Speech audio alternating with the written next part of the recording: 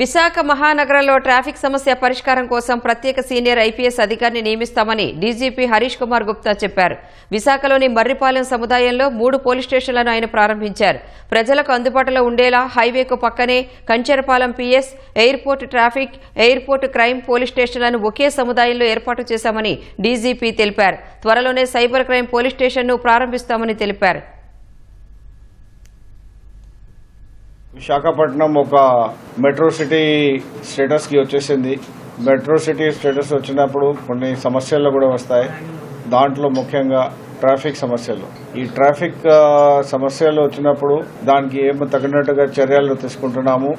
ఆ విధంగా ఈ బిల్డింగ్ ఈరోజు ఇనాగ్రేషన్ జరిగింది. ఇప్పుడు ఈరోజు Kancharapalem traffic police station, airport traffic police station ఈ బిల్డింగ్ లో ఉంటాయి.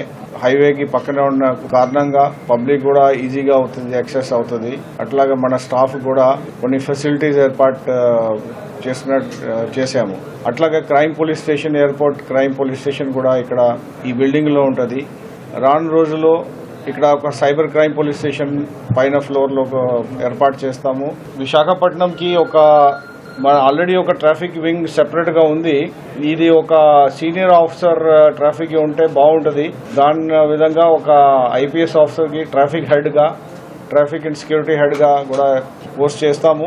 ఈ సిటీ ఫ్యూచర్లో నెక్స్ట్ 5 yearsలో మీరే చూస్తారు ఈ సిటీలో ఎంత ప్రోగ్రెస్ ఉంటుంది. అంటే ఇది మేజర్ డిఫెన్స్ హబ్గా, మేజర్ నాలెడ్జ్ సిటీగా ఈ సిటీ మారుతుంది. కాబట్టి మేము అందరూ కృషి చేసుకుని ఈ సిటీకి ఏం కావాలా దానికి ముందే ప్లానింగ్ చేసుకుని అన్ని ఫెసిలిటీస్ ఇస్తాం.